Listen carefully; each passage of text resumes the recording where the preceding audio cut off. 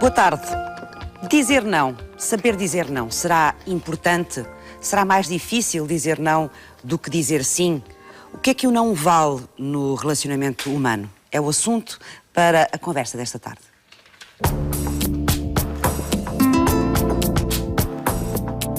É como o polo negativo e positivo de uma bateria. A vida é feita de escolhas e de diferentes variáveis opcionais.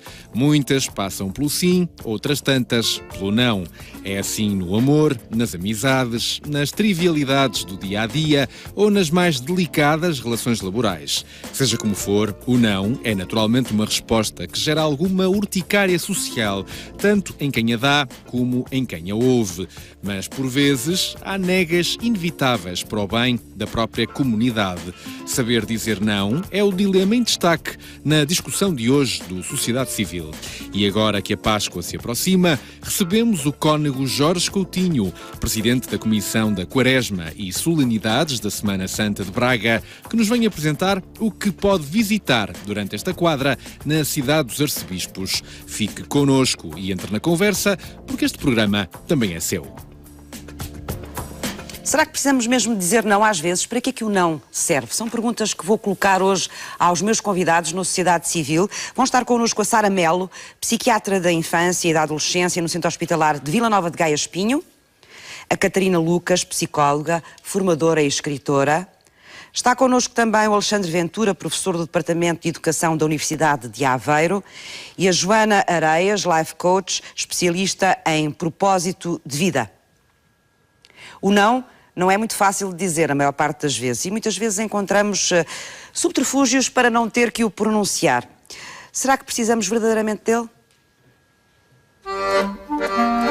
É das primeiras palavras que aprendemos a dizer logo a seguir ao papá e mamã. Mas se na infância o não é um dado adquirido quando não queremos comer os brócolos, a sopa e o peixe, à medida que as idiosincrasias do socialmente correto se entranham nos nossos genes, parece que o talento para dizer não acaba por ficar mais frouxo com a idade. Todos temos pavor desta palavra. Regra geral, a negação nunca é bem vista pelo interlocutor e há um desejo subliminar em cada um de não querer ferir suscetibilidades com uma nega. E terá sido assim que se inventou o NIN. O nem sim, nem sopas. O não que não tomba. O não inofensivo, mas que também não resolve a vida de ninguém. Num relacionamento amoroso que dá os primeiros passos, dizer não pode ser uma sentença que dita o fracasso da relação. Num casamento, dizer não pode ser o início de uma discussão. E até num divórcio, o não origina umas quantas dores de cabeça. No mundo do trabalho, a fragilidade laboral cria igualmente relações de dependência que levam muitos trabalhadores a temer dizer não ao chefe ou ao patrão, não ao trabalho fora de horas, não a tarefas que ultrapassam as funções do funcionário. Ora, isso é tudo muito bonito de se dizer, mas se alguém ousa dizer não, há um enorme exército de reserva nos centros de emprego de trabalhadores dispostos a dizer sim a tudo e mais alguma coisa. Ora, a conversa que se segue não terá palavras proibidas como os velhinhos passatempos da rádio. Sim, não ou talvez. Fazem parte do dicionário da vida, mas precisamos de aprender a articulá-los melhor na conta e nas alturas certas. Saber dizer não, será que é importante? É a primeira questão que vamos lançar aqui hoje no Sociedade Civil. Muito boa tarde e obrigada aos meus convidados. Sara Melo, vou começar por si. É importante sabermos dizer não? É importantíssimo. Não sabemos todos dizer não? O não é inato e como se dizia agora na peça de abertura, é das primeiras palavras que os bebés aprendem a dizer. Às vezes até é a primeira mesmo. Mas até antes de ser verbalizado, o não já existe no pensamento do bebê e até pode ser expresso por alguns gestos e pelo afastamento em relação ao outro, ao pelo objeto, também, pelo choro, sim. Portanto, o não é inato. Todos nós sabemos dizer não e temos que dizer não. Ainda antes de falarmos? Ainda antes de falarmos. E para que é que precisamos desse não inato? O não, para que é que ele serve? E eu vou falar muito do bebê, porque acho que, de facto, dentro do desenvolvimento psicoafetivo, no primeiro ano de vida, nós aprendemos muito até do ser humano. E o não tem um papel muito importante, quer na formação da identidade, da afirmação, da diferença em relação ao outro e a criança adquire o não quando é capaz de se distinguir em relação à mãe ou ao cuidador primário. Porque durante uns meses, bebê e mãe são o mesmo na cabeça da criança, não é? E, portanto, é importantíssimo na formação da identidade, da afirmação pessoal, mas também na relação social, porque o não existe em relação. Nós não dizemos não sozinhos, não é? Portanto, é uma questão social, de socialização.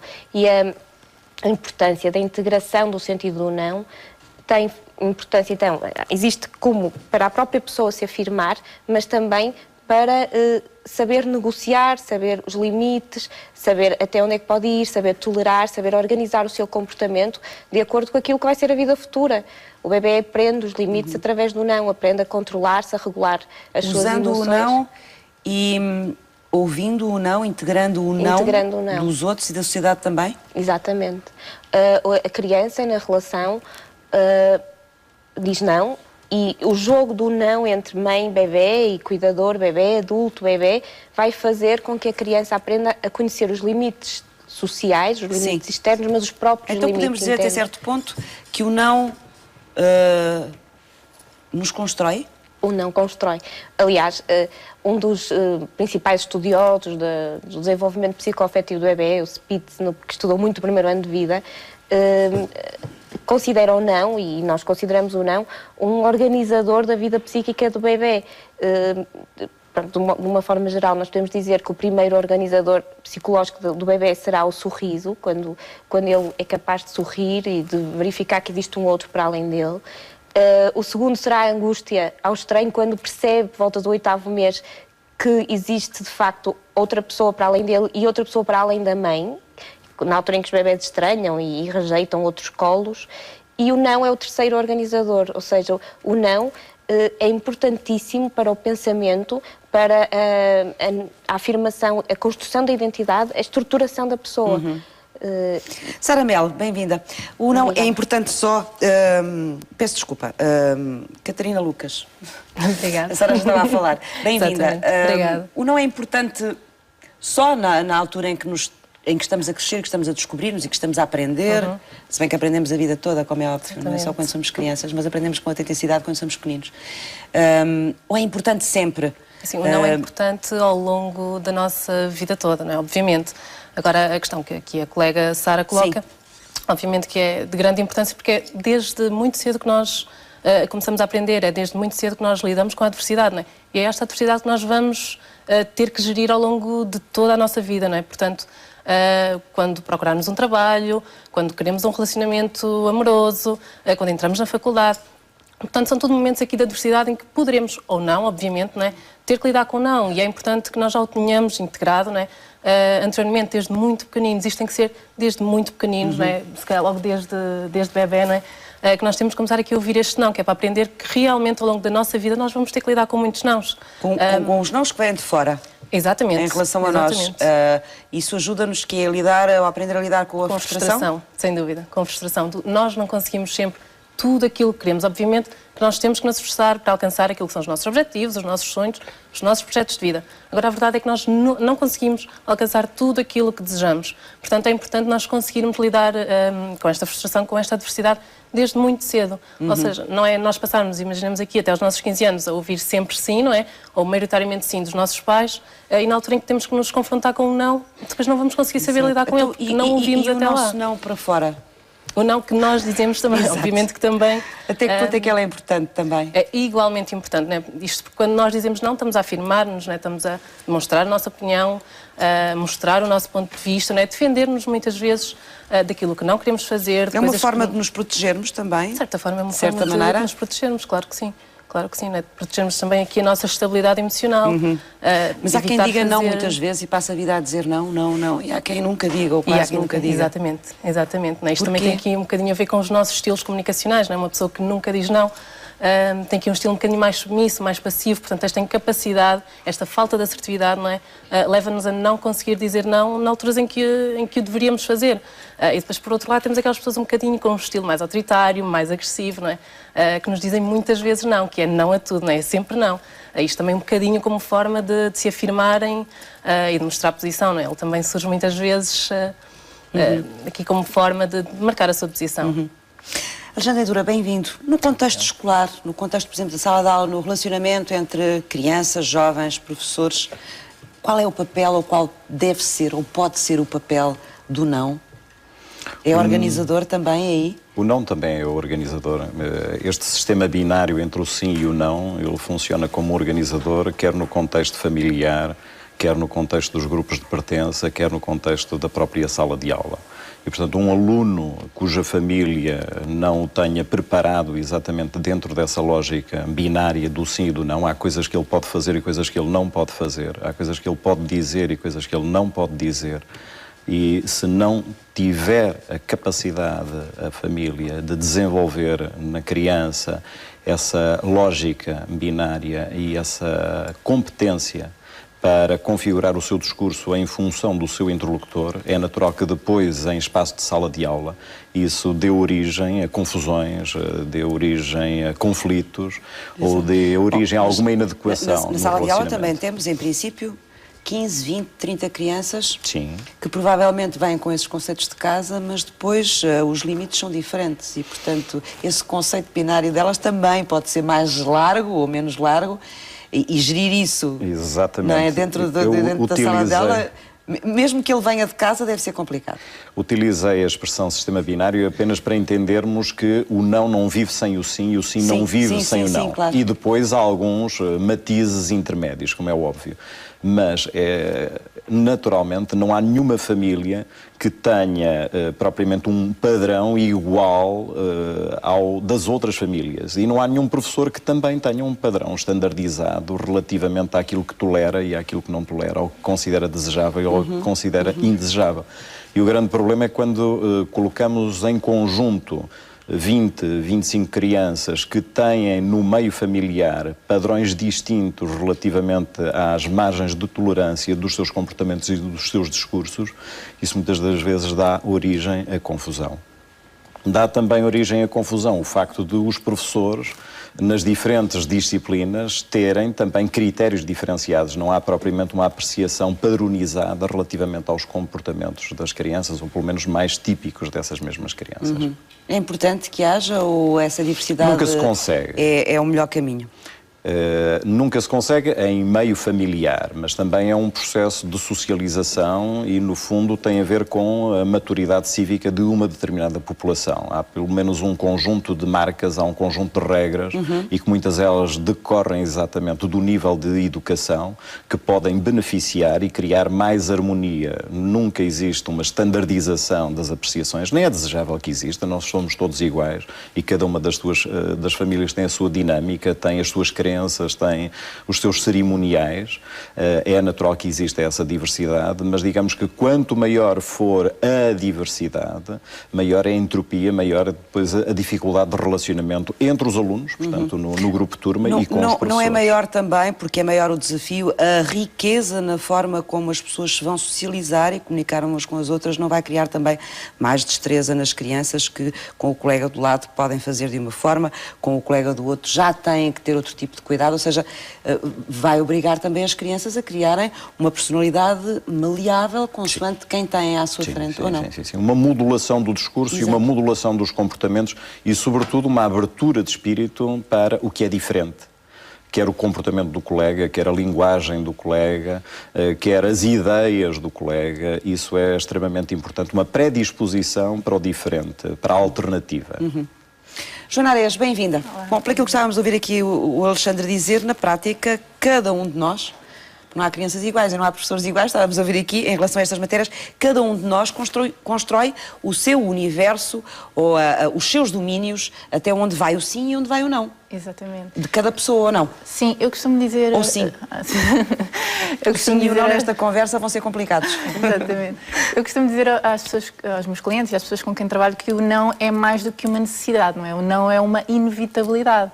Porque por cada caminho que eu escolho, há outros que eu abdico e que não escolho. E, portanto, inevitavelmente, como estava aqui a dizer o meu caríssimo colega Alexandre, há esta polaridade entre o sim e o não. Portanto, inevitavelmente, eu, ao dizer sim a algo, estou a dizer não a outras coisas. Portanto, mais do que uma necessidade, o não é uma inevitabilidade. A questão aqui, se calhar, não é tanto se se deve dizer não ou não, ou se diz não ou se diz sim, mas se calhar mais até a que é que se diz não e a que é que se diz sim, a quem é que se diz não e a quem é que se diz sim. E o que acontece com a maioria das pessoas é que temos mais facilidade em dizer não a nós próprios do que se calhar a terceiros, do que se calhar as expectativas de terceiros. Se calhar dizemos mais depressa a nós próprios, é verdade, não? Sim, sim. Porque muitas vezes temos dificuldade em romper com algumas estruturas que criámos na nossa vida e que a sociedade criou para nós e que as expectativas que nós tínhamos para a nossa vida levaram a criar. E, portanto, de repente, o romper com essa estrutura implica dizer um não a essa estrutura, implica começar de novo, implica tomar decisões diferentes, tomar decisões às vezes um pouco controversas para nós próprios, para as pessoas que nos rodeiam. Então, às vezes, evitamos esse conflito e, ao evitar esse conflito, estamos a dizer não à nossa essência, porque, eventualmente, essa mudança seria necessária, seria algo que nós procurávamos e desejávamos. Mas o romper quer dizer que com renunciamos a nós próprios muitas vezes. Exatamente, sim. Por isso é que eu tento explicar às pessoas com quem eu tenho a oportunidade de trabalhar que o não acontece sempre. A questão é a quem é que vai dizer não. Se a si próprio, se ao seu desenvolvimento, se há a mudança que precisa na sua vida, ou se ao exterior, se há aquilo que achou que a sua vida devia ser ou já devia ter sido, todo um conjunto de expectativas que nós criámos. Portanto, sem dúvida que eu concordo com este aspecto das polaridades relativamente a estas questões. E o que é que acontece na nossa cabeça quando por dentro queremos dizer sim e dizemos não? Ou ao contrário, quando por dentro, intimamente, queremos dizer não e dizemos sim? Quer dizer, é curioso, porque as crianças, sobretudo em tenra idade, dizem mais depressa não aos outros do que a si próprias, não é? Eu acho que elas têm até uma fase em que dizem não a tudo. Qualquer coisa sim, não. Sim, existe essa fase e é uma fase necessária. É um treino, um exercício, talvez. Exatamente. Acho que às vezes nem ouvem o que se diz. Essa fase é a fase necessária para integrar o não, precisamente, não é? É a fase em que as crianças impõem o seu limite para perceber o limite dos outros e para, ao afirmarem o seu não, estão à espera do não. No fundo é o que o senso comum fala de testar o limite, não é? De ver até onde é que os pais conseguem ir. Então é a fase em que as crianças procuram exatamente o não. Procuram fala de medir o poder deles também, poder, junto o limite dos outros, neste caso dos pais. E isso é importantíssimo. Para quê? Exatamente para conseguirem desenvolver estratégias e mecanismos de tolerar a frustração. Se calhar o que acontece depois, a Joana poderá falar disso um bocadinho mais tarde, é que a criança que aprende a tolerar a frustração, isto eu acho que também depende um bocadinho dos temperamentos e das personalidades, não é? Haverá pessoas que poderão ter mais facilidade em frustrar-se e outras menos no futuro, não é? E se calhar as pessoas que mais depressa dirão não aos outros, não é? Serão pessoas com mais dificuldade na frustração, na sua própria frustração. Mas a criança tem dificuldade em frustrar-se e, portanto, diz menos vezes não. Temos todos. Assim, exatamente. Uns mais do que outros, não é? Quem lida melhor ou pior com a frustração, não é? Mas a minha questão era, e a Catarina Tavares me possa ajudar, porque é que muitas vezes sentimos interiormente que o que nós queremos, seja o que for, em que circunstância for, é não, e nós dizemos exatamente o contrário, e outras vezes interiormente é assim, e nós dizemos exatamente o contrário. Passa um bocadinho, não é, pela expectativa do outro e pela nossa necessidade, não é? A tentativa de corresponder à expectativa que os outros nos colocaram, não é? Que os outros colocaram. Obviamente que isto nos condiciona emocionalmente e o nosso equilíbrio emocional, não é? Porque interiormente nós queremos dizer sim ou quereríamos dizer não, mas esta nossa falta de confiança, insegurança, baixa autoestima, seja o que for, ou então simplesmente esta necessidade de corresponder à expectativa do outro leva-nos a dizer sim ou a dizer não, quando efetivamente o que queríamos dizer era ao contrário, mas nós não sabemos o que é que isto vai causar na outra pessoa, qual é a reação que está do outro lado, não é? Portanto, acabamos por cair aqui, muitas vezes, neste erro, não é? De ir ao encontro daquilo que a outra pessoa quer ouvir, mas que nem sempre é aquilo que nós queremos dizer. E, obviamente, que isto cria aqui em nós, assim, um misto, não é, de sentimentos. Por um lado, correspondemos à expectativa do outro, mas, portanto, não era nada disto que eu queria dizer, não é? Portanto, eu fico aqui um bocadinho angustiada, não é? Mas isso faz parte também do nosso relacionamento. Isso faz parte também. Agora, quando isto chega, isto é para tudo há uma linha que separa, não é? Portanto, quando nós passamos... Há um equilíbrio, não é? Exatamente. Que é Determinada barreira torna-se aqui um bocadinho exagerado e, obviamente, que se nós passamos o tempo a concordar com outra pessoa, a nossa autoafirmação fica aqui um bocadinho comprometida, não é? Muito bem. Eu vou agora ali ao nosso público de hoje, desta tarde, do Sociedade Civil, perceber também como é que o não e o sim funcionam na vida deles e até que ponto é que eles já pensaram também sobre estas questões. Olá, boa tarde, bem-vinda. Como é que se chama? Anitta. Anitta. Que idade tem, posso saber? 27. 27. Diz muitas vezes não na sua vida, não diz? Diz mais vezes sim? Tenho muita dificuldade em dizer que não aos outros. Isso Tem? é uma realidade. Mas sim. sempre teve desde pequenina ou tem mais essa noção sim, agora? Sim. Tenho mais noção disso agora, sim. Principalmente quando me pedem alguma coisa, tenho muita dificuldade em dizer que não. Tem? E consegue perceber porquê que isso acontece?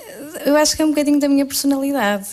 Ou tem receio que haja, da parte dos outros, de quem lhe pede alguma coisa ou de quem está à espera desse sim,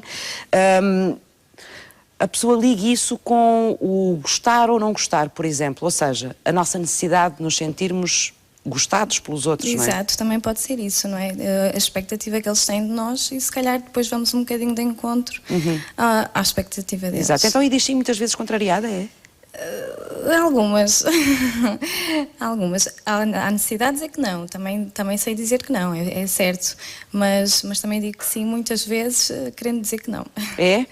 E depois como é que gera essa frustração? Não é fácil, mas vamos aprendendo a lidar um bocadinho com isso. Muito obrigada. Olá, bem-vindo. Como é que se chama? Manuel Gonçalves. É importante dizer não, Manuel, para si? Tem alturas que sim, depende das situações. Eu, como esta menina dizia, em jovem dizia muitas vezes que sim e às vezes arrependia-me, hoje em dia não. Por uma questão de segurança. Sente-se mais seguro hoje, mais maduro, sim, talvez. Sim. E numa idade em que agora só vou até onde quero ir, é isso? Exatamente. O que quer dizer que a idade também nos vai dando essa maturidade e essa capacidade maior de, provavelmente, estabelecer essa fronteira entre o sim e o não? Creio que sim, porque isto, pelo menos comigo, aconteceu. Se fosse a dizer a tudo sim como antigamente fazia... E porquê que acha que quando era jovem dizia muitas vezes sim?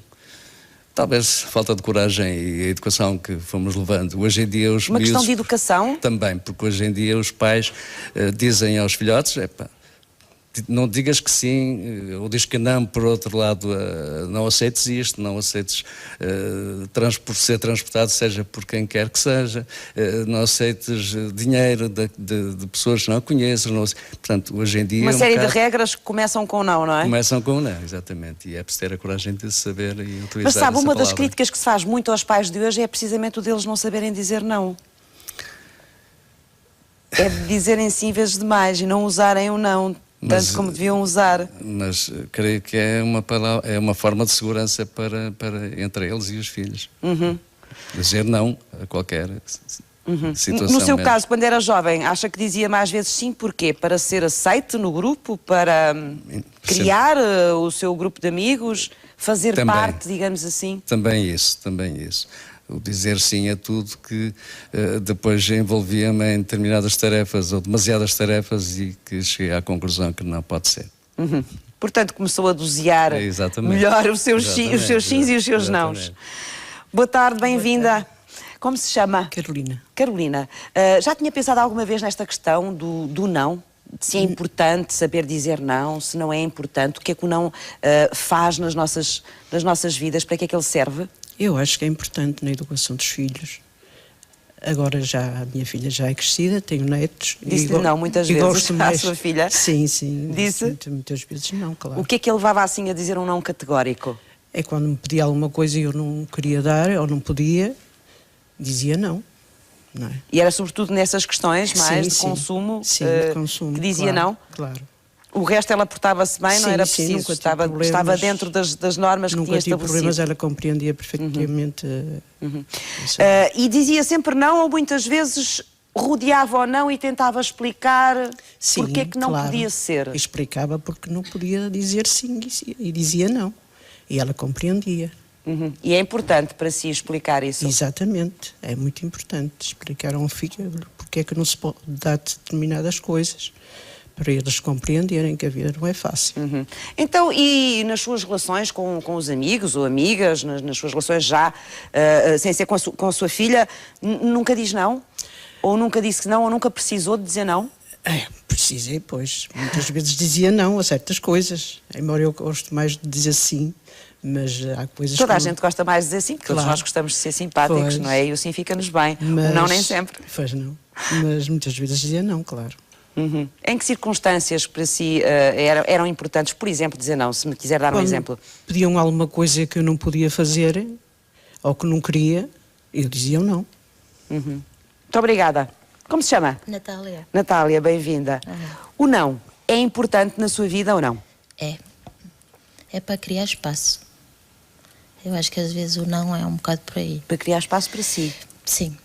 Ou para não deixar que invadam o seu espaço, que entrem demasiado no seu espaço? Não, é mesmo para dar prioridades. Por exemplo, às vezes o não, quando me perguntam, olha, podes fazer isso ou podes fazer aquilo. Se eu vejo que tenho tempo, se eu posso, digo sim. Se eu vir que não, digo que não. Foi mesmo para criar prioridades. E, portanto, para poder organizar-se também, não é? Também, em grande parte.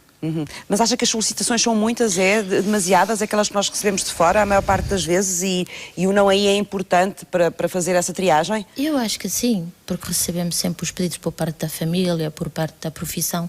É uma forma de gerenciar, um bocadinho também. O saber dizer não, por exemplo, há um trabalho... Imaginamos uma situação laboral em que nos pedem qualquer coisa e sabemos que temos uma situação familiar. Digo que não, porque estou a dar prioridade, por exemplo, à família. É uma forma de gerenciar espaço. E o contrário também acontece. E de estabelecer prioridades, não é? Sim, mesmo a nível de amigos é a mesma coisa. Eles aprenderam a respeitar isso, porque eles sabem que quando eu digo que não, é porque eu não tenho tempo mesmo. É uma forma de conseguir conciliar as várias situações. O ter tempo para o trabalho, o ter tempo para os amigos, o ter tempo para a família, e o não passa um bocadinho por aí também.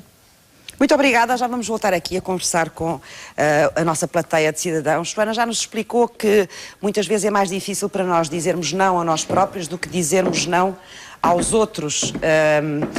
O não, por exemplo, no nosso contexto de trabalho, que é onde nós passamos grande parte do nosso tempo, não é? Falámos já aqui da questão da educação, falamos aqui das escolas, mas os adultos passam muito tempo a trabalhar e passam, a maior parte das vezes, não trabalham isolados, trabalham com outras pessoas, com colegas de trabalho, com chefes, com coordenadores, etc. Num local de trabalho é importante também saber dizer não? Será que o dizemos às vezes necessárias? Ou... Sim, eu penso que no local de trabalho, como em outros aspectos da nossa vida, a dificuldade de dizer não está muitas vezes associada à incapacidade ou à dificuldade em criar limites, não é? Alguns espectadores falaram sobre isso e achei muito interessante, porque é mesmo isso, é a dificuldade em criar limites. E esta dificuldade em criar limites muitas vezes está associada à minha ignorância sobre os meus próprios limites, ou seja, eu não os conheço. E ao não os conhecer, eu não consigo expô-los. Ou seja, se nem para mim próprio eu consigo perceber até onde é que eu gostaria de permitir que outras pessoas entrem, que o meu trabalho explore, que eu própria vá, muito mais dificuldade vou ter em expor esses meus limites a outras pessoas. Portanto, a primeira coisa a fazer, e se calhar como sugestão para algumas das pessoas que falaram no público e algumas pessoas que estejam lá em casa, a primeira coisa a fazer é conhecer mais a mim própria, conhecer mais a minha essência. Como é que nós podemos descobrir esses nossos limites? Até Exato. Onde é que queremos ir ou não queremos ir? Sim. Algumas das sugestões que eu faço aos meus clientes é estarem mais tempo consigo próprios, estarem mais tempo sozinhos, consigo, a fazerem coisas sem utilidade nenhuma. Ou seja, nós passamos muito tempo a trabalhar, depois é chegar a casa e dar banho às crianças nós, no fundo, temos a nossa vida organizada em tempos, em caixinhas, e de repente, com este ruído todo da vida real, esquecemos de ter momentos só para nós, para estarmos sós, para nos ouvirmos, não é? Então, a primeira sugestão que eu faço aos meus clientes é fazerem 15 minutos de inutilidade por dia. E quando eu digo inutilidade, é mesmo inutilidade, ou seja, não fazer nada. É suposto ser um tempo cuja utilidade é ser inútil. Então, este tempo de inutilidade em que se permitem estar consigo, aos poucos começam a conectar-se consigo próprios e eu começar a ouvir mais daquilo que têm dentro de si, das suas vontades e dos seus próprios limites. A partir do momento que os conhecem, expô-los vai ser muito mais fácil. Portanto, se nós conhecermos os nossos limites, se soubermos exatamente aquilo que queremos e como é que queremos, é mais fácil que os outros também nos percebam e saibam até onde podem ir e como é que devem gerir a relação deles connosco. Exatamente. E para além disso, é válido para as relações pessoais, é válido para o trabalho também. Exatamente, sim. E para além disso, isso vai-nos dar um grande senso de coerência connosco próprios, não é? Porque uma das coisas que é muito engraçado verificar é que as pessoas felizes, digamos assim, se nós pensarmos em uma ou outra pessoa que nós conhecemos que tem problemas na vida, como toda a gente, mas é uma pessoa feliz, no geral. Se nós pensarmos bem, essa pessoa é uma pessoa altamente coerente consigo própria. Uma pessoa que está coerente com aquilo que acredita, age de acordo com aquilo que é. Então, isso é sinónimo desse bem-estar e dessa qualidade de vida. Então, a partir do momento que nós nos conhecermos e percebemos quais são os nossos limites, isso vai melhorar não só a nossa relação connosco próprios, como as relações laborais. De que forma é que essa coerência ajuda? Coerência, o que é que quis dizer com coerência em concreto? Ou seja, os meus atos e os meus comportamentos e as minhas decisões estarem alinhadas às minhas necessidades e àquilo que eu quero. E àquilo que eu acredito, e àquilo que eu defendo, e aos meus valores. E de que forma é que essa coerência contribui para a felicidade? Porque quando eu estou coerente comigo própria, qualquer decisão que eu tome, mesmo que controversa para o meu exterior, mesmo que implique dizer um não às pessoas que me rodeiam, vai ser tão alinhada com aquilo que eu acredito, com a minha filosofia de vida, com os meus valores, com a pessoa que eu sou, que eu vou compreender esse não como uma inevitabilidade para eu seguir o caminho que faz sentido para a minha essência e não propriamente sentir que estou a fazer uma coisa errada, não é? E isso criar culpa em mim, que é o que acontece muitas vezes com a maioria de nós, não é? Como nós não percebemos o que é que realmente faz parte do que é a minha essência, depois fico-me a sentir culpada porque posso ter feito mal a outra pessoa ou posso ter prejudicado alguém. Quando eu sou coerente comigo próprio, eu sei que isso vai trazer um bem maior para todos. Eu estar bem também vai contribuir para o bem geral das pessoas com quem me relaciono. Essa coerência também nos resolve muitas vezes os problemas que temos quando lidamos com os outros de uma forma que não é totalmente verdadeira, porque na prática lhes escondemos algumas coisas, não é? Quando queremos dizer não e dizemos sim, não estamos a ser completamente verdadeiros com os outros, apesar de podermos achar que estamos a fazer bem, não é? Exatamente. Ou que e às vezes enganadamente. E isso provoca instabilidade nas relações entre as pessoas, sem dúvida, porque no fundo eu estou-me a relacionar com uma pessoa que eu acredito que é de uma determinada maneira, mas não é. Ou seja, eu estou-me a relacionar com uma pessoa que no fundo está a reagir de acordo com aquilo que ela acredita que eu preciso que ela faça. E às vezes nem sequer é verdade.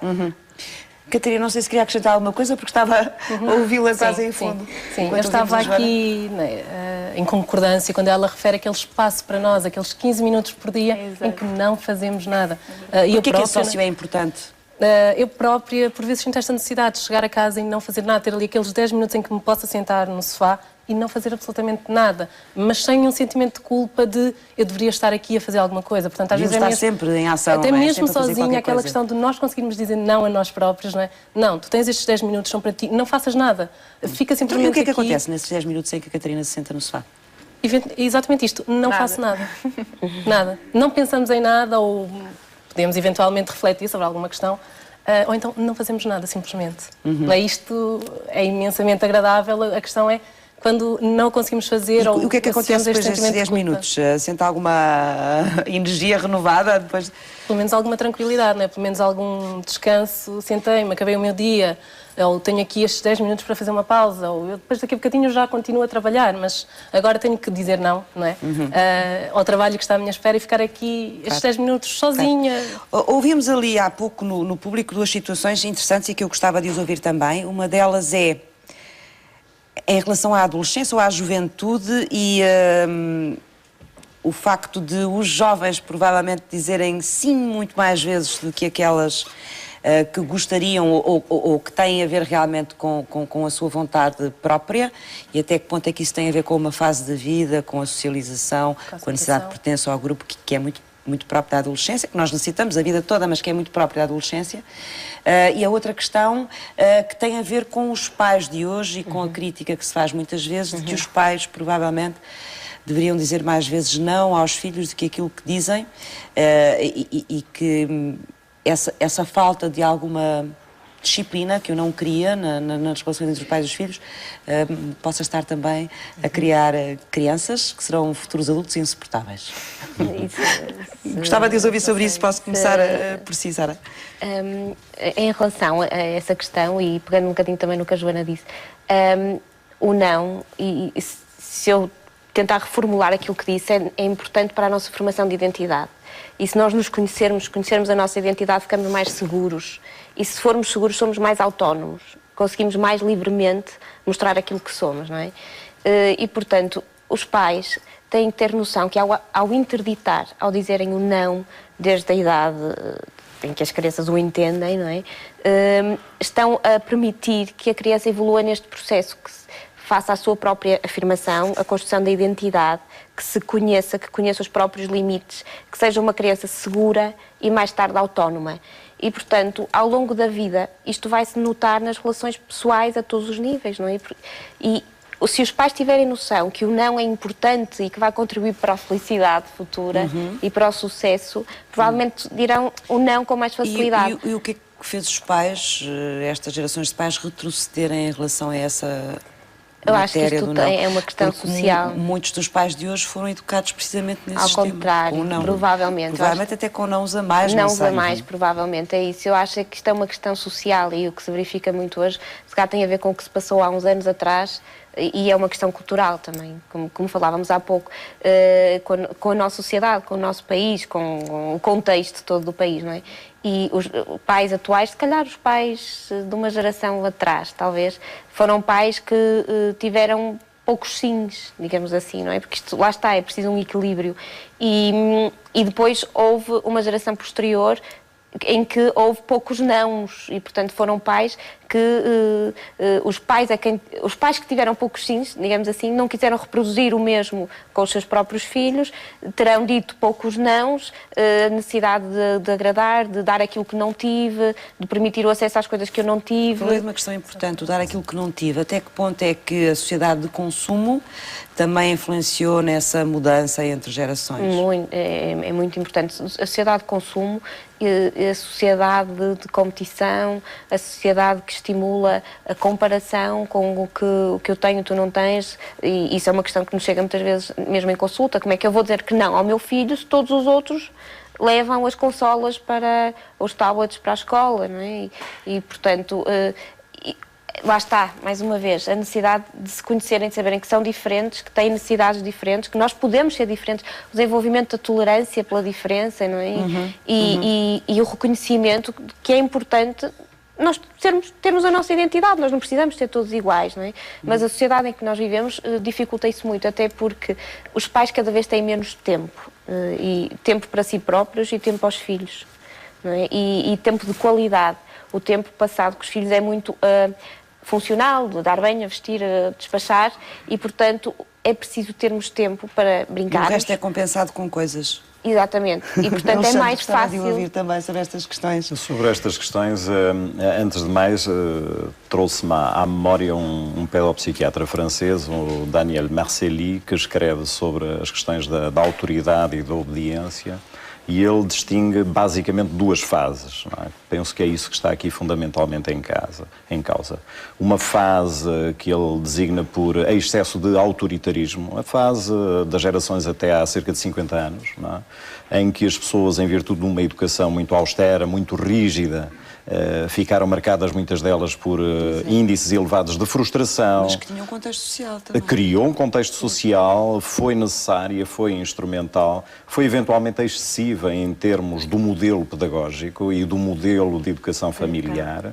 E depois caiu-se num outro excesso, que é aquilo que ele designa pelo excesso de autorização, e que desencadeia as chamadas maleitas ou doenças da assertividade. Quer dizer, muitos dos pais que passaram por esse excesso de não, agora abusam do sim e permitem tudo e têm tendência a um liberalismo na sua atuação e na formação que fazem dos filhos, que cria estes excessos e que muitas das vezes leva a que as crianças cheguem à escola e pensem que a escola está configurada e que os outros estão prontos para satisfazer todas as suas necessidades e os seus caprichos. Mas perverso também no sentido de deixar à criança a responsabilidade de decidir sobre muitas coisas que não devia ser ela a ter esse peso e esse cargo, não é? Isso, sobretudo na relação. Na relação, a criança muitas das vezes constrói uma imagem de si própria e dos outros em que parece que os outros estão preparados, ou deveriam estar preparados, para a servir e para satisfazer todas as suas necessidades, os seus gostos, os seus interesses, porque na verdade foi assim que elas foram educadas e os pais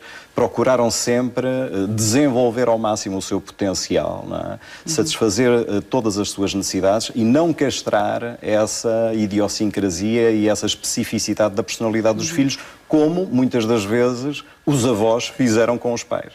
Falou dos avós e isso é interessante, porque isso também tem a ver com a forma como nós sabemos gerir os nossos nãos e os nossos sims.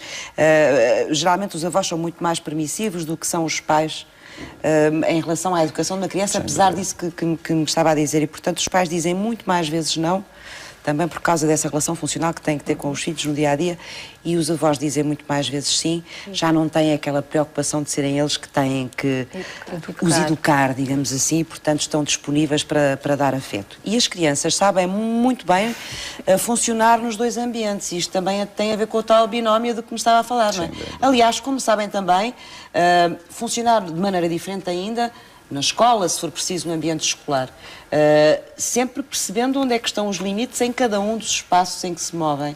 E jogando com esses limites, obviamente, a seu belo prazer e para a sua conveniência. Isso é uma abordagem inteligente de satisfação das suas necessidades e dos seus interesses. O que quer dizer que os nossos códigos de leitura também em relação ao sim ou não são muito importantes, e perceber como é que esses códigos variam consoante os ambientes e os sítios onde estamos? Sem dúvida. Não há propriamente standardização. Qualquer indivíduo inteligente e com algum grau de socialização percebe que tem de modular o seu discurso e o seu comportamento em função do local e dos seus interlocutores, não é? E vai gerindo isso tendencialmente para a satisfação dos seus interesses.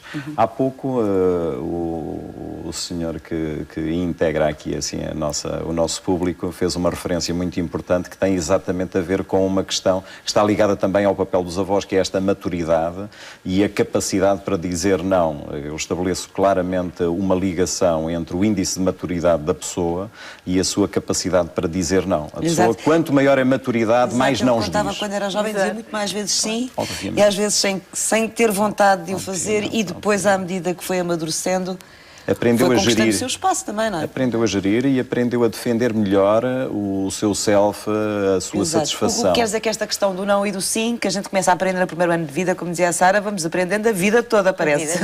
Não deixamos de o aprender, não é? Sim, claro. Portanto, estamos sempre a ajustar o nosso espaço em relação aos outros e em relação à sociedade, de uma forma geral. Um caráter adaptativo, não só ao longo da vida, como também nos vários espaços onde nós nos movimentamos. Não sei se há acrescentar alguma coisa, Catarina? Voltando só aqui um bocadinho atrás, ainda esta questão do não, na relação com os pais e aquele corte, não é, que os colegas estiveram a referir em relação à educação que existia há uns anos atrás. Eu acho que os nossos pais, pelo menos é esta a percepção que eu tenho, os nossos pais atuais, por vezes esquecem-se que eles são a figura da autoridade. Em último caso, quando a negociação com a criança não resulta, eles são a figura da autoridade. Eles podem efetivamente dizer não, porque têm essa autoridade, têm legitimidade para tal. E é isto que muitos dos nossos pais se esquecem, é que em último caso representam essa autoridade. E o dizer não também nos ensina, não é? A respeitar as figuras da autoridade. Há aqui uma outra questão, apesar dos pais terem muito menos tempo, e isso vai levar-nos à próxima reportagem que vamos ver, que é, os pais hoje também analisam-se muito mais, refletem muito mais sobre a forma como vão agir sobre as crianças, isso sem dúvida nenhuma, não é automático, não é? Hoje tem também muito mais informação disponível e possibilidade, portanto, também de ir ajustando, e questionam-se muito mais sobre o que é ser pai e como é que deve ser pai, e portanto isso também cria algumas angústias, muitas vezes no sentido de perceber quando é que realmente devem dizer sim e quando é que devem dizer não. Quando é que o não é pedagógico e quando é que o E quando é que devem relevar? Quando é que talvez deve passar? Isso é um desafio, todos os dias para os pais, é um desafio também para os educadores em tenras idades. E a sociedade civil foi visitar um infantário em Rio Tinto, precisamente para perceber como é que este desafio de saber quando é que se diz não, quando é que o não é pedagógico para as crianças, se pratica diariamente. Está na hora da ginástica. É a altura de exercitar as pernas e os braços. Não é a altura para fazer outras coisas. Boa! Pezinho! Vai, Joel! Antes de o dizer, uma criança está constantemente a ouvir o não. O não dito pelo pai, a mãe e a avó, ou o não dito pela educadora do jardim de infância.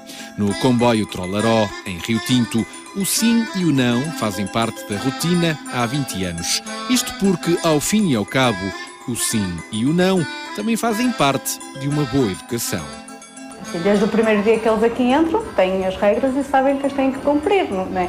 Quando chegam, sabem que há a altura do acolhimento, em que eles têm que sentar, a altura do lanche, e a gente explica-lhes e eles fazem, têm que fazer. Agora, sempre, claro, também há alturas que a gente temos que ser firmes, ao dizer o não, temos que manter o não até ao fim. Agora, há alturas que poderemos ter que modificar essas regras, e isso terá que ser explicado à criança, não é? Para sermos coerentes, mas há alturas que poderemos ter que as mudar. O não é das primeiras palavras que aprendemos pouco depois de nascermos. Ele é importante, mas é como o açúcar, tem de ser usado com moderação. Tem que ser bem utilizado e também com o equilíbrio sempre do sim, exatamente. E o sim até que sirva como às vezes como elogio, não é? Como uma forma de elogio, para também valorizar a palavra. Eu pessoalmente não sou das que uso muito o não, utilizo muito mais o sim, para tornar a vida um bocadinho mais colorida. Utilizar o não em situações em que tenha mesmo que não haja outra saída, exatamente. Cada vez mais os pais depositam nas creches e infantários uma boa parte do peso da responsabilidade educativa dos filhos. O problema surge quando o não que os filhos ouvem na escola se transforma num sim em casa. Aqui vão tendo regras, algumas regras, e que não são contínuas em casa. Mas o que como os pais justificam é dessa forma. Têm pouco tempo e que... Pronto. Eu pessoalmente já começo a achar que é um bocadinho, não é? Vamos deixando andar, amanhã é que vai ser, amanhã eu vou pôr a regra, amanhã vou dizer não, amanhã, depois da amanhã, e o tempo vai passando e eles vão crescendo, não é? Têm pouco tempo e também estão pouco tempo com as crianças e querem-lhes dar o melhor que podem, não é? E acabam por facilitar e dizer sim a muita coisa que se calhar não deveriam fazer. Eu acho que a base da educação é ensinar-lhes que existe o não e que não devem fazer. Eles no futuro não vão ter sim a tudo, não é? Vão acabar por ser adultos frustrados porque estão habituados a ter sim a tudo e vão chegar à altura de adultos e vai haver muitos nãos. Dizer não tem que perder tempo para explicar porque é que é não e o que não entende e tem que se voltar a explicar. Pronto, o sim é uma palavra muito mais fácil. Que dá mais trabalho que dizer um sim. Mas tem que ser. Tem que ser. Porque no futuro, senão, eles sofrem muito mais. Acabam de sofrer muito mais. Na realidade, há nãos que é preciso ouvir. O não ponhas o dedo na ficha. O não comas guloseimas a mais. Ou o não corras perto da ribanceira. Tudo isto são pequenos nãos que evitam feridas, problemas de saúde e trambolhões. Mas o não é em si mesmo uma vacina para a vida. Porque ao fim e ao cabo, esta vida não corre sempre como queremos.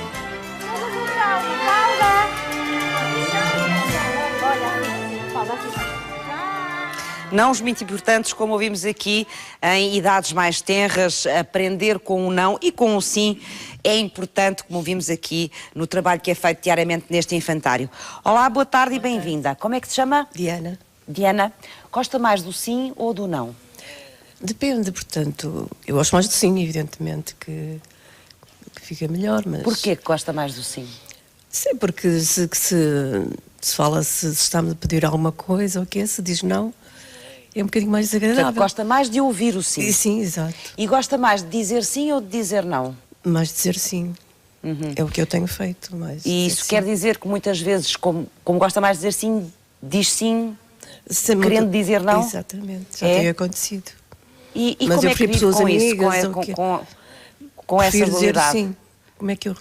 Acho que, pronto, só naquele momento que eu fico a pensar, mas para que é que eu disse sim? Mas depois... E recrimina-se por isso? Exato, às vezes já tem acontecido. Mas depois de dizer sim, cumpre aquilo que disse? Tem que ser, pois. É? E porquê é que acha que faz isso? Porque, não sei, acho que é melhor que se as pessoas vêm pedir alguma coisa, estão à espera que eu diga sim e não. Me diga ou não. Por isso é que, geralmente... Mas o seu problema é encarar a pessoa, é? Não, por isso... O que ela pode pensar, sim, às vezes, sim, ou o que é que ela pode sentir, sim, exatamente. Se disser não, não. Ela achar que a Diana é muito antipática exatamente, e não é nada isso. amiga. Isso. Exato, é isso que eu não quero que... Portanto, é uma forma de provar o seu interesse pela outra pessoa. É isso? Amizade ou interesse na altura. E acha que a pessoa, se a Diana fosse sincera com ela, não gostaria de si, é isso? Ou podia não gostar? Não sei, eu acho que se a pessoa está a contar comigo, naquele momento, eu não queria ser desagradável. Exato. Não queria. E nunca sei tu também que há pessoas que abusam. Sim, há as pessoas que sabem que eu que raramente digo não, muito raramente. E em relação a essas, como é que reage? Eu disse, deixa para lá. Diz sim na mesma? Exatamente. Boa tarde. Como é que se chama, posso saber? José Augusto. José Augusto. Gosta mais do sim ou do não?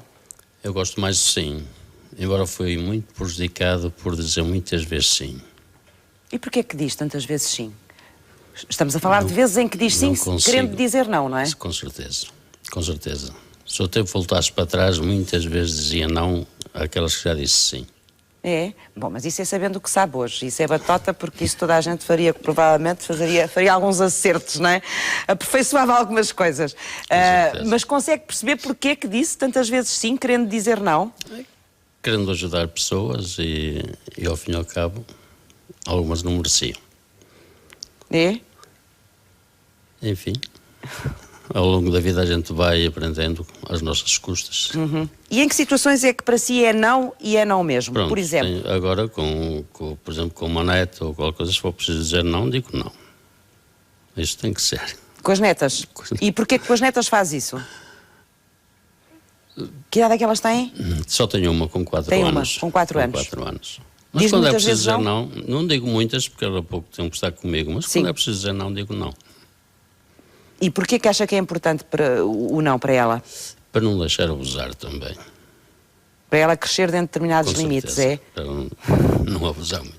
Muito obrigada. Olá, boa tarde. Como é que se chama? Joana. Joana, o não para si é importante? É importante, não é? Em que aspecto? É assim, eu...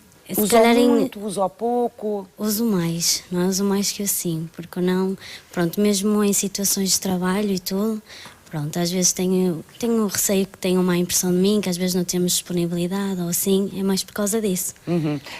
Faz o quê? Posso saber? Agora estou a trabalhar numa empresa. Sim. Pronto. E diz muitas vezes não na empresa? Não fica preocupada com o seu Agora posto de neste trabalho não, mas mais no outro, que eu trabalhava numa loja, sim. Sim. Agora neste não tanto, mas mais no outro. E dizia muitas vezes não porquê? Não percebi. Ou porque tinha receio que às vezes eles pudessem pensar que não tínhamos disponibilidade ou assim, pronto. Que não tinha disponibilidade para? Para ficarmos lá mais horas, ou para fazer horas extras e isso. Então dizia sim, não dizia não, dizia era muitas vezes sim. Não era não. Dizia mais vezes sim. Exatamente. Claro. Essa é uma das, provavelmente, um dos locais onde as pessoas mais vezes dizem sim, não é? E então nos dias que vivemos hoje, que são dias de crise, ainda mais. Muitas vezes as pessoas dizem sim, em termos de trabalho, mesmo sentindo-se prejudicadas, com receio de perder o posto de trabalho, não é? E foi o que lhe aconteceu assim também. Foi, sim. Olá, boa tarde. Como é que te chama? Mónica. Mónica. Mais vezes sim ou mais vezes não? Consegue contabilizar e perceber o que é que diz mais? Eu acho que fui evoluindo. Acho que quando era um bocadinho mais nova, tenho 34 anos, acho que dizia mais vezes o sim, querendo dizer não, por uma necessidade de aceitação. Agora, pondero mais... Da sua adolescência, jovem... com os colegas... Exato. Se era para ir a algum lado, às vezes até nem queria ir para aquele sítio, mas ia porque depois ficava a pensar se da próxima vez me iam convidar, coisas desse género. Agora não, agora pondero mais e por mais que me custe, às vezes tem que sair o não. Principalmente com o meu filho.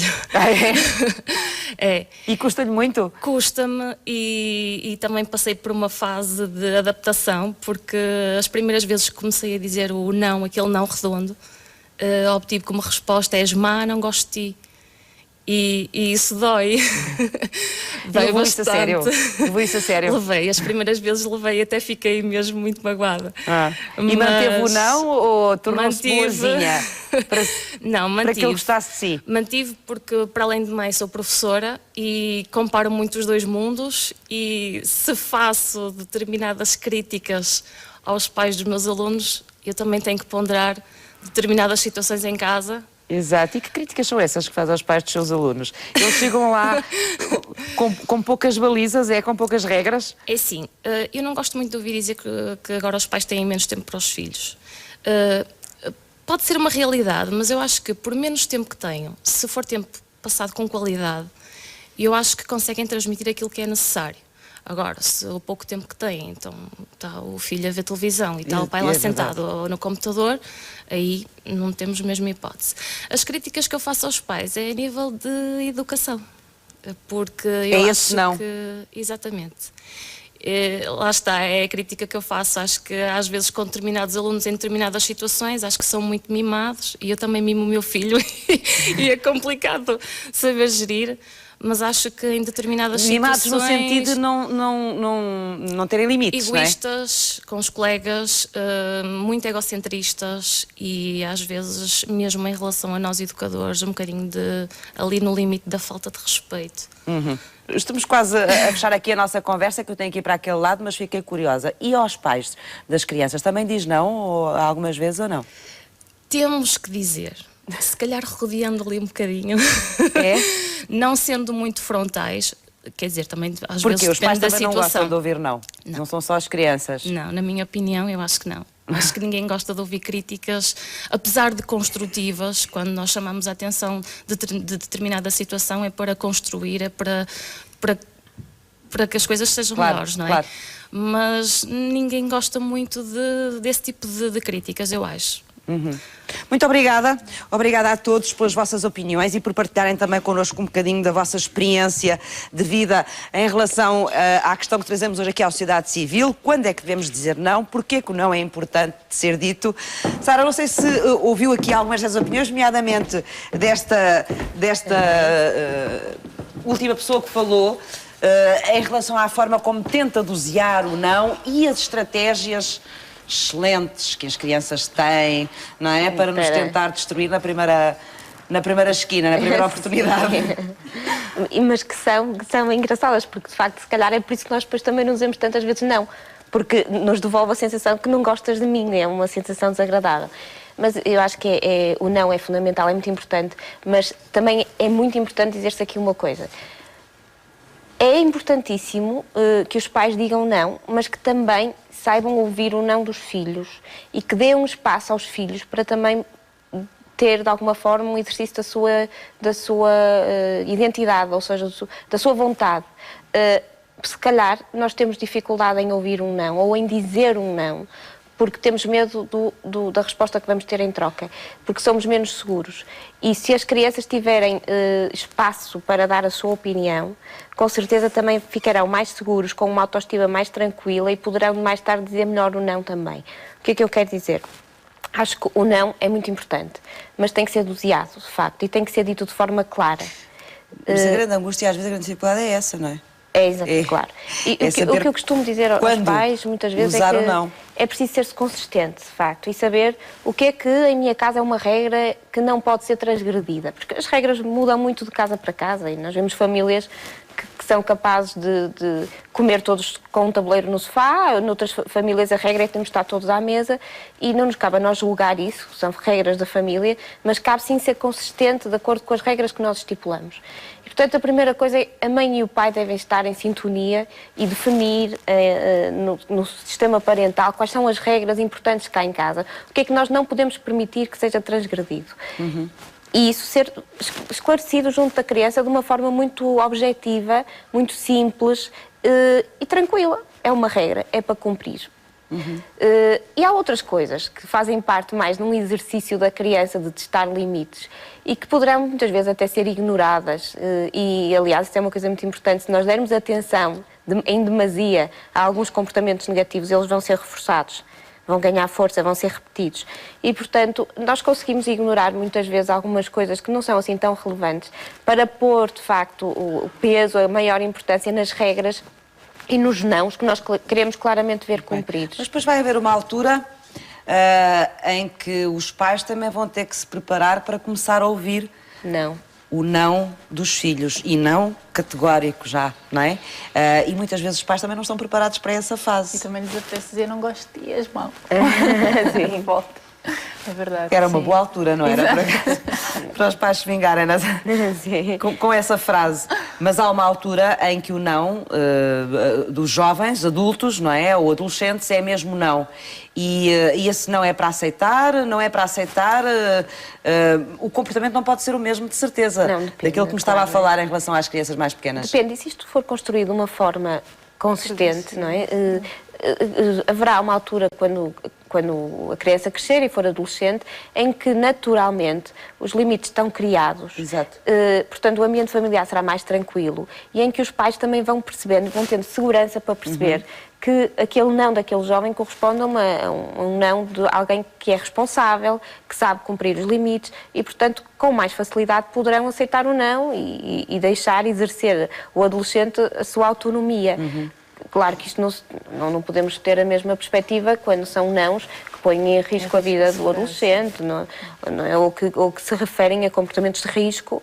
Aí tem que haver uma interdição muito clara e lá está, um exercício de autoridade. Falámos aqui muito já das crianças, falámos no contexto da escola, falámos no trabalho dos adultos, não falámos aqui de uma questão que eu acho que também é importante falar, Catarina, e a pedir a sua ajuda para isso, que é no relacionamento entre as pessoas, o relacionamento amoroso adulto. Até que ponto o não também aí muitas vezes é importante e até que ponto é que o facto de muitas vezes as pessoas não saberem dizer não acaba por as pessoas em conflito ou por diluir as relações ou até por criar outras situações mais complicadas, como é o caso da violência, não é? Até que ponto é importante aí também saber se usar o não e como é que ele funciona, ou deve funcionar o não e o sim nas relações em todas as outras fases, né, que nós já aqui falamos, também nesta altura da nossa vida, ou seja, quando estabelecemos aqui uma relação de proximidade, uma relação amorosa, uma relação de intimidade, o não volta a ser igualmente importante porque estabelece mais uma vez este limite. Até onde é que tu podes ir? Até onde é que eu te deixo ir? Ou seja, mais uma vez aqui a nossa autoestima, a nossa segurança, a nossa assertividade tem que estar lá, ou seja, para nós não permitirmos coisas que não queremos, com as quais não concordamos, porque aí voltamos novamente a entrar em conflito com aquilo que nós somos. Ok, eu estou a dizer-te um sim para tu me aceitares, pelo receio que tu me abandones, pelo medo da perda, basicamente, não é? Mas na realidade eu queria dizer não, e isto obviamente... Mas isso acontece muito nas relações amorosas, não é? Das pessoas por receio da perda. Muito por receio da perda, de não ser aceito. E ouvimos será com que tu vais frequência gostar as de pessoas mim? depois até queixarem-se, depois das relações terminarem, que se anularam ou que Exatamente. deixaram de ser eu quem eram. anulo a mim próprio, faço aquilo que tu queres. Isso tem a ver com a falta do não. Exatamente. Mas o que é certo é que as pessoas também para viverem em conjunto e para viver têm que fazer alguma cedência, não é? Claro que sim, o que não implica a anulação, não é? Portanto, temos que ceder, sim senhor, mas isto são cedências de ambas as partes, não é apenas um dos elementos do casal a ceder, não é? A concordar, a dizer sempre sim e a deixar que o outro se imponha e comande, não é? À sua vontade a relação, porque isto mais tarde ou mais cedo vai gerar um conflito, não é? Podemos entrar aqui também numa situação de violência doméstica, de violência conjugal, portanto emocional e eventualmente física, não é? Portanto, o não volta a ser importantíssimo e obviamente que na base desta nossa incapacidade de dizer não está novamente a nossa insegurança, a nossa baixa autoestima.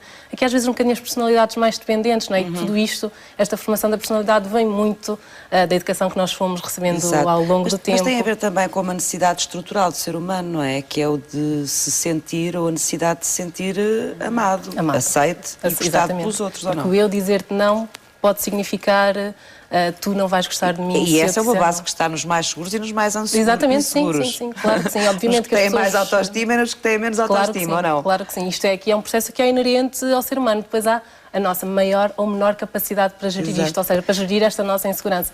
Apesar de eu ser uma pessoa insegura, poderei gerir isto de forma mais assertiva, não é? Joana Alexandre, não sei se querem também acrescentar alguma coisa. Poderia acrescentar a propósito disto que, no fundo, o relacionamento entre pessoas é sempre um processo de ajustamento. É um ajustamento constante, quer na relação de amizade, quer na relação de amor. Há sempre um ajustamento constante, porque senão, enfim, era impossível o relacionamento, a não ser que houvesse ali uma personalidade completamente positiva, simplificando, e outra completamente negativa, e aí o encaixe... Não é? Isto às vezes vai-se aguentando porque um é muito dependente e o outro muito dominante. Aí o encaixe permitiria a que na prática sobrevivência. acaba por não ser um encaixe funcional, não é? Mas que efetivamente se transforma num encaixe, mais ou menos funcional. Este ajustamento depende muito de algo que nós temos alguma dificuldade em aceitar, mas que é a hipocrisia na relação interpessoal. Portanto, no fundo, a hipocrisia funciona aqui como uma espécie de um lubrificante da relação entre as pessoas para acomodar as diferenças e para permitir... Para evitar conflitos? Para evitar conflitos, para permitir um relacionamento mais harmonioso, mas essa manifestação de hipocrisia que nos leva a dizer muitas das vezes um sim quando queríamos dizer um não ou o oposto, acaba por ser uma violência para o próprio. Quer dizer, quando nós manifestamos essa hipocrisia, que muitas vezes não é identificada como outro, como uma hipocrisia,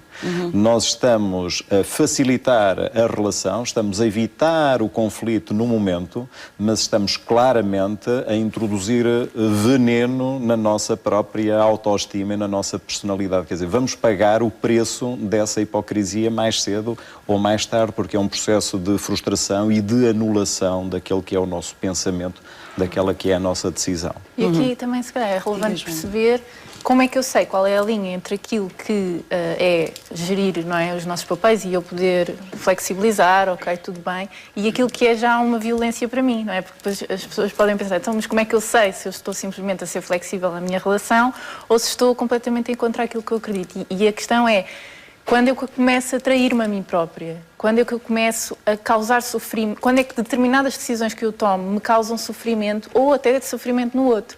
A partir desse momento eu já não estou numa fase de estou só a ser flexível para a relação funcionar, porque é assim que nós vivemos em sociedade, não é?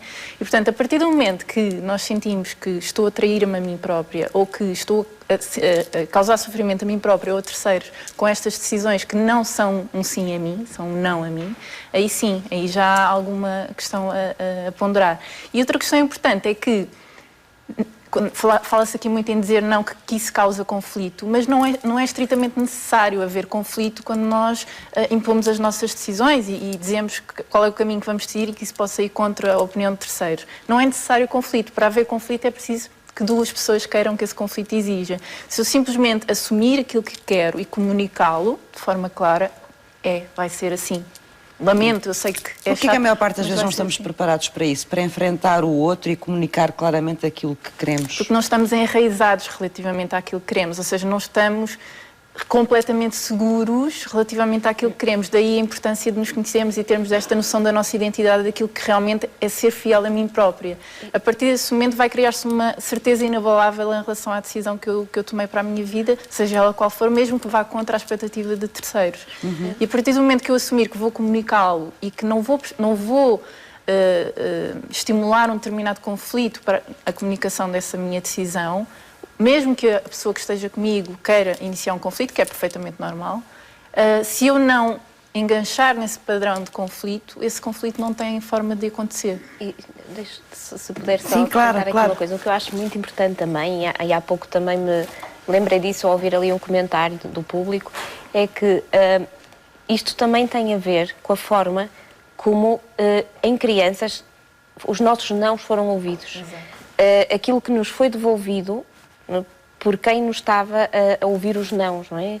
Ou seja, é por isso que eu há pouco dizia, é importante haver espaço também para a criança poder afirmar-se, mesmo que isso implique os pais ouvirem alguns nãos, para poderem ter segurança em dizer o não. Efetivamente, o não tem sempre que ser mal aceito, não é? E, portanto, se a criança conseguir afirmar-se, ter algum poder ter opções, por exemplo.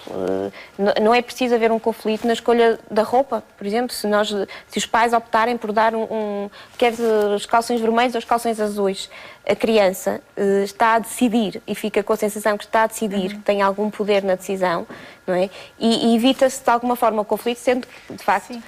Quer dizer, o conflito existe sempre, não é? Sim, se calhar o que se evita é uma discussão. Sim, um aspecto negativo, exato, à do volta conflito. do não. Para haver evolução tem que haver conflito. E isso é outra inevitabilidade. Essa capacidade, de se poder dizer não sem que isso implique uma ruptura ou nem que isso seja um reforço negativo, vai devolver à criança a possibilidade de dizer não ao longo da vida, de uma forma tranquila, clara, objetiva. Isso acho que é muito importante, porque a maior parte das vezes os pais, e tal como a Eduarda dizia, leem muitas coisas, sabem que têm que dizer não, e depois acabam por dizer o não de forma... Podem cair no extremo, dizer não de forma excessiva, sem permitir à criança ter a sua possibilidade de afirmação. Mas também muito essa angústia dos pais hoje, e naquela opinião que ouvimos ali falava-se disso, e as crianças usam isso, o não gosto de ti és má, ou és mau. A manipulação também. Que os pais hoje também têm muita necessidade de ser amados pelos filhos, não é? E precisam de sentir esses sinais da parte dos filhos também, enquanto provavelmente os pais de outras gerações eram muito mais descontraídos, também era sou pai, sou mãe, sou mãe, não há cá dúvidas sobre o assunto, e portanto quer gostes, quer não gostes, é assim, não é? Continua a ser o teu pai ou a tua mãe. Hoje não é assim. Hoje a relação entre pais e filhos é muito mais sensível a esse nível, ou não? Depende também dos pais, depende das famílias, não é? Mas sim, acho que há um olhar muito mais crítico também sobre isso, também há muito mais informação, há muito mais pessoas a pensar nisto, mas eu acho que também tem muito a ver, sobretudo, com a insegurança pessoal dos pais, com a multiplicação de tarefas que têm, o ter que ser bom e ter sucesso em tudo, a nível profissional, a nível pessoal e também a nível parental, e portanto a pressão dos pais é muito grande. Mas também o de refletir é muito mais sobre a forma como lidam com os filhos. Exatamente, não é? Do que se refletia. Refletem, são questionados muito mais perguntas, mais dúvidas, mais angústias, não é natural?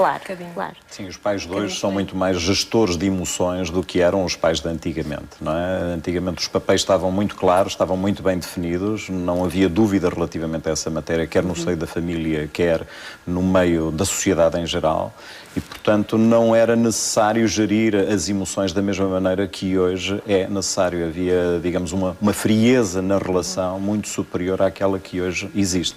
Mas, claro, isso tem sempre vantagens e inconvenientes. Também constitui um desafio muito maior para os pais hoje realizar de forma harmoniosa essa gestão das emoções. A Joana faz life coach. Como é que ensina as pessoas que recorrem a si e lhe pedem ajuda a dizerem não? Então, a primeira coisa... Quando essa é a necessidade delas. Exato. Portanto, a primeira coisa é mesmo esclarecer que há sempre não. Mesmo que tu digas sim a tudo, estás a dizer não a outras coisas. Portanto, isso é a primeira coisa. Depois, então, a tal conexão comigo próprio. Quando um caminho é assim, estamos a dizer não aos outros todos. Porque isso às vezes muda... Mesmo involuntariamente, sem termos essa consciência. Exato. Isso às vezes muda um bocadinho o paradigma relativamente a esta questão do não e do sim. Depois, como é óbvio, conectarem-se consigo próprios, reconhecerem a sua identidade, quem é que sou eu, o que é que eu quero, o que é que eu decido, o que é para mim, o que é que me faz bem, o que é que me nutre, o que é que me prejudica, o que é tóxico para a minha vida. Portanto, aí é que sugere o tal momento de pausa que a Catarina também faz, exatamente, portanto, de ter um bocadinho todos os dias para não fazer nada. Há outras possibilidades para praticar essa questão. Depois, perceber que eu não preciso de discutir com alguém para dizer não, eu não preciso de discutir com alguém para impor o meu limite, eu posso simplesmente comunicá-lo. E que às vezes não depende só de nós, só depende. O facto de haver a discussão. Bom, eu acredito que para haver uma discussão, duas pessoas têm que querer discutir, não é? Portanto, mesmo que eu tenha alguém que não concorda ou que tenha algum problema com a decisão que eu tome, eu posso simplesmente não permitir que essa discussão aconteça porque eu não entro na discussão. A minha decisão está tomada, eu assumo-a e assumo também as consequências dela. Daí também isso requer muita energia, muitas vezes. Muita energia, sim. E é um treino, no fundo, também em sessão, fazemos treinos de roleplay, como é que tu vais comunicar, então outra pessoa vai dizer isto, outra pessoa vai dizer aquilo. Fazemos uma espécie de um teatro. De teatrinho. Por exemplo, sim, também pode ser uma forma que a pessoa pode ensaiar a sua exatamente, porque a pessoa conhece... forma de estar numa determinada situação. Exato, isso mesmo. A pessoa conhece a outra pessoa pessoa então já tem a expectativa do que poderá acontecer naquela conversa, então pode praticar. E para além disso, outra coisa que é importante é que às vezes as pessoas são surpreendidas. As pessoas pensam que o meu marido, o meu pai, o meu chefe vai dizer qualquer coisa. E de repente, quando expõem a sua decisão, a pessoa diz, está bem. E às vezes ficam um pouco surpreendidas. O que quer dizer que nós próprios muitas vezes construímos já uma reação à nossa própria ação. Exatamente, assim, que nem sempre antes dela acontecer. Exato, que nem sempre corresponde à verdade. Ou seja, nem sempre a pessoa que nós estamos preocupados em transmitir a nossa decisão vai estar contra. Principalmente se sentir que nós estamos realmente conectados com essa decisão e que isso faz sentido para a nossa vida e para a nossa filosofia. Às vezes somos surpreendidos. Então a proposta é desafiarmos um pouco e comunicarmos de forma mais consciente as decisões que tomamos. Catarina, no seu caso, como é que o faz? Quando sente que as pessoas precisam de aprender a dizer não mais vezes? Nós em psicologia trabalhamos muito também através do roleplay, obviamente. Trabalhamos aqui o treino da assertividade, fazemos efetivamente em consulta treino da assertividade. O que é isso, treino da assertividade? É exatamente saber dizer não, ou seja, expressar a nossa opinião. Não tem que ser necessariamente saber dizer não, mas expressar a nossa opinião, saber o que podemos fazer, como é que podemos fazer, saber que temos direito a opinar, não é? Portanto, é um bocadinho este trabalho que é feito, depois também, eventualmente, o treino de autoestima, não é? Que normalmente também está aqui subjacente a esta nossa incapacidade, muitas vezes, para dizer não. E todas estas coisas vão sendo trabalhadas, não é? Normalmente, no meu caso, em consulta de psicologia, não é? Que é aquilo que eu faço, haverá aqui outras ferramentas, não é? E as pessoas autonomamente também podem trabalhar isto, não é? Desenvolver um bocadinho aqui as suas capacidades, as suas competências. Muito obrigada aos 4 por terem vindo esta tarde à Sociedade Civil. É um sim para todos, estiveram todos muito bem. Muito obrigada por terem vindo. Bom, e agora vamos inaugurar uma nova rubrica no Sociedade Civil, que vai estar connosco ao longo das próximas segundas-feiras. Chama-se Isto é Comigo, e o que ela nos vai trazer é informação sobre uma base de dados que existe em Portugal e que nos vai mostrando aquilo que é o Portugal contemporâneo hoje em números. Vamos dedicar esta primeira rubrica, o Isto é Comigo, ao consumo intermédio. O que é isto do consumo intermédio?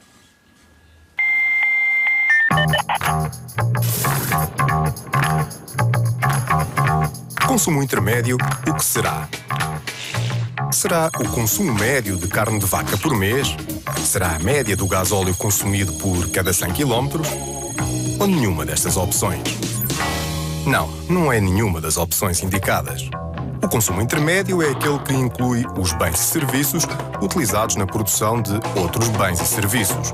É o caso de matérias-primas, pequenas ferramentas, despesas de viagens ou aquisição de serviços a fornecedores.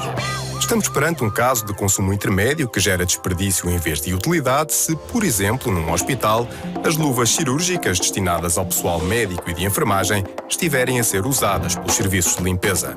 Será uma má utilização de bens intermédios. Isto é consigo porque é do consumo intermédio que falam os economistas, políticos e comentadores quando se referem às gorduras. Agora já sabe o que é o consumo intermédio. Para saber mais, vá a pordata.pt. A Fundação AMI tem em curso uma campanha para receber donativos através da declaração do IRS. É pedido que os cidadãos assinalem o quadro 9 do anexo H e nele coloquem o número da AMI para que o Estado entregue 0,5% do imposto já liquidado à instituição. Este gesto pode contribuir para uma refeição nos 15 centros de respostas sociais que a AMI tem espalhados por todo o país. O ano passado, a AMI serviu mais de 200 mil refeições e distribuiu perto de 350 toneladas de alimentos. Porque é preciso conhecer para melhor agir, foi lançada uma revista científica em Portugal sobre a educação para o desenvolvimento. Chama-se Sinergias e junta reflexões de investigadores nacionais e estrangeiros. Os interessados em saber mais sobre a revista podem consultar www.sinergiased.org. Em 18 países da União Europeia está a ser implementado um jogo de mobilidade chamado A Serpente Papa-Léguas. Este projeto, que tem como objetivo incentivar a segurança nas viagens para a escola, seja a pé, de bicicleta ou nos transportes públicos. Municípios, escolas básicas do primeiro ciclo e outras organizações que estejam interessadas em aderir à campanha podem entrar em contacto com a Associação de Cidadãos Automobilizados. A Parques de Sintra está a recuperar a sala de estar indiana no Palácio de Monserrate. Prevê-se que a intervenção, que tem um investimento de 35 mil euros, termine em maio. Na sala de estar indiana destaca-se, nos estuques do teto, o florão central e, no que toca à decoração, fotografias da época permitem perceber que este espaço apresentava mobiliário de diversos estilos e origens, dos quais sobressaíam sofás de madeira e panos de caxemira da Índia. Também aqui se encontravam muitas porcelanas orientais com relevo para duas grandes talhas da China.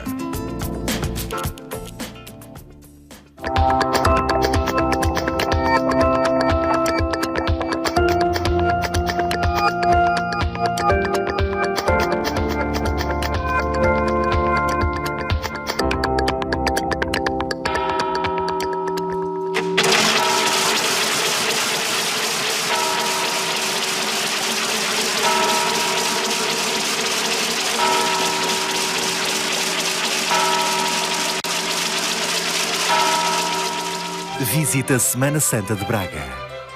Toda a informação em www.semanasantabraga.com. Semana Santa já arrancou em Braga, arrancou no sábado. Hoje vamos saber um pouco mais sobre estas festividades que vão acontecer ao longo de toda a semana em Braga. Está comigo o cônego Jorge Coutinho, que é o presidente da Comissão da Quaresma e Solenidades da Semana Santa de Braga. Muito obrigada por estar connosco. Este é um momento alto das festas religiosas em Braga, é um momento alto também para a cidade, e as festas da Semana Santa, a Páscoa em Braga, traz sempre também muita gente, não é? Que se junta a estas solenidades durante esta semana. Qual é o significado essencial da Semana Santa? A Semana Santa tem um significado essencial, que a simbologia é comum a todas as Semanas Santas, digamos, de todo o mundo cristão, que é a celebração da paixão, morte e ressurreição de Cristo. Aquilo que, em termos mais resumidos, hoje também se chama o mistério pascal, que é o mistério da passagem da morte à vida, através do sofrimento, naturalmente, a que chamamos aqui paixão, a paixão de Cristo, não é?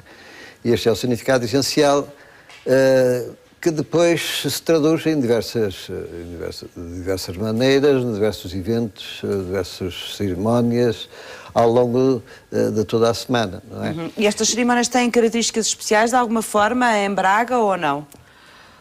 Ou seguem muito aquilo que acontece noutros pontos? Ora bem, vamos distinguir vários planos. Temos que distinguir primeiro o plano religioso, depois o plano mais propriamente cultural. Sim.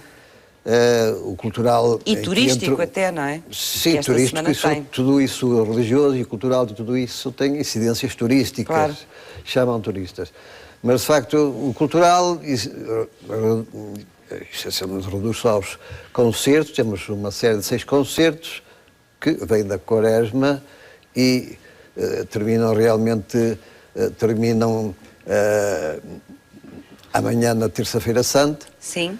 Com um grande concerto na Sé Catedral, por sinal, pelo coro da Sé Catedral do Porto, que com é orquestra e solistas.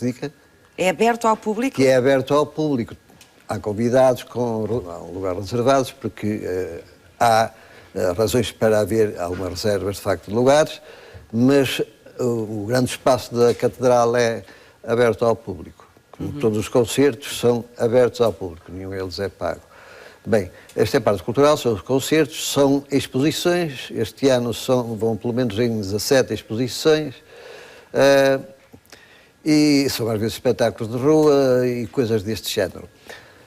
Isto, prolongação da Quaresma, é mais propriamente da preparação e da ambientação, assim como a decoração da cidade, por exemplo, também, enfim, faz parte dessa decoração. A parte religiosa propriamente dita tem ainda, então, o plano litúrgico e o plano popular. No plano litúrgico é o essencial, digamos, que é de facto igual àquilo que se faz em toda a parte no mundo, ao menos no mundo latino, onde vigora este rito romano, chamado romano, não é?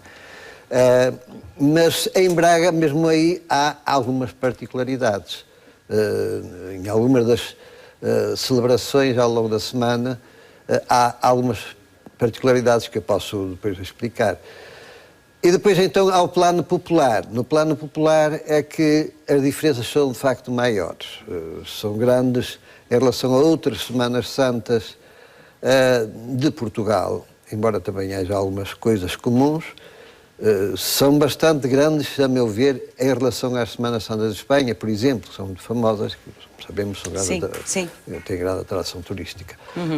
Portanto, tem muita gente. Na prática, o que acontece em Braga nestas celebrações, não é? Gente tem, é evidente que nem todos os dias são iguais. A grande concentração faz-se nos últimos dias.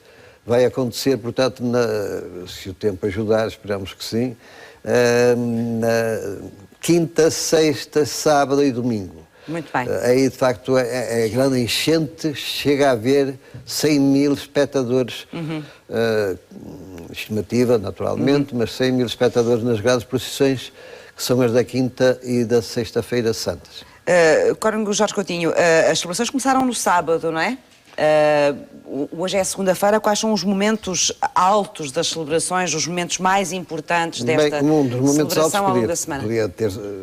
Podia considerar-se o dia de ontem, o domingo de Ramos, todo ele cheio, pronto, porque de manhã tem a bênção, a procissão de Ramos e a missa solene de Ramos, tudo isso é muito bonito.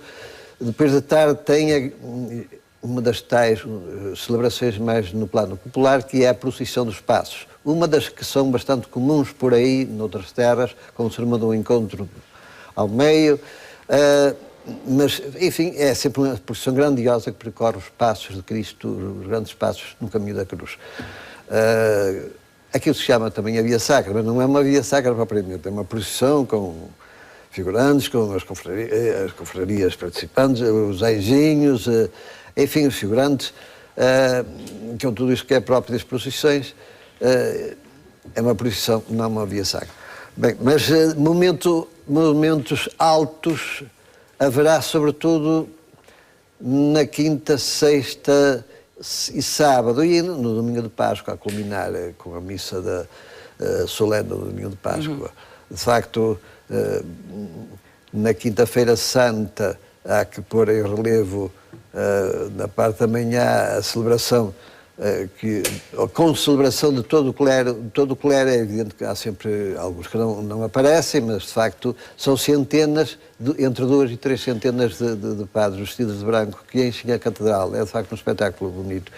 E, portanto, é a celebração da chamada missa crismal e da bênção dos santos óleos, dos óleos que depois vão servir para os batizados e para a unção dos enfermos. E depois temos, ainda na quinta-feira santa, da parte de tarde, é muito comovente a semana do lava-pés, o chamado Sermão do Mandato, que em Braga acaba por ser uma homilia, enfim, há anos para cá, a homilia do dia, preferida pelo arcebispo que preside, não é? Depois tem uma procissão final muito interessante, muito curiosa, no interior da catedral, pelas naves da catedral, e termina aí. Falamos da sexta-feira? Eu estou a falar, já não sei se saltei da manhã para a tarde. Da tarde é o lava-pés. O lava-pés, já me falou do lava-pés. Já falei, não já? Já, sim, senhor. O lava-pés é, de facto, a Eucaristia, que é da comemorativa da instituição, exatamente, da Eucaristia, da última ceia, portanto. Termina com uma procissão própria, adequada, que não vou explicar em que pormenor, porque de facto se calhar não temos tempo. Grande momento no plano litúrgico é a Sexta-feira Santa, mas já agora recuava à Quinta-feira Santa para... Daqui a bocado nós chegamos ao domingo, vamos ficar sem tempo. Na Quinta-feira Santa é muito importante à noite. Isto já no plano popular, a procissão do Senhor Eixeoma, mais conhecida por procissão dos fogaréus. É os farricocos, não é? É dos farricocos. Vão com aqueles trajes negros. E alguns deles vão, de facto, com os matacas a fazer aquela barulheira infernal, mas outros levam os fogaréus, que são muito populares, não é? Que chamam muita gente para ir ver estas... muita gente para ver estas imagens, exatamente. Porque são exóticas, são estranhas. Tem mistério, não é? Também, e atrai as pessoas. E depois, então, depois desta procissão, que é uma procissão, de facto, muito solene, muito rica. É que tem mais gente, não é? Provavelmente. É que tem mais gente, é esta e é da Sexta-feira Santa. Bem. Entre as duas é difícil. Para terminar, o que é que falta? Só temos tempo para dar conta aos espectadores de mais uma coisa, se me quiser dizer. Falta o domingo, não é? Falta o domingo de Páscoa. Que é o mais importante, o que é no domingo? É a vigília pascal do sábado para o domingo, não é? Muito bem. Que é sempre, enfim, em Braga também tem algo especial, que é a procissão da ressurreição, como muito termina. Isso é o tipo de Braga. No domingo, a missa solene do domingo de Páscoa. Terminamos com essa missa solene, não temos mais tempo. Cono Jorge Coutinho, muito obrigada por ter vindo à Sociedade Civil. Semana Santa em Braga, não se esqueça, já começou, vai até ao próximo domingo. Já ouviu falar com certeza no movimento Do It Yourself? Faça você mesmo, ele está na moda outra vez e vamos trazê-lo ao próximo Sociedade Civil. Não perca, porque Sociedade Civil somos todos nós.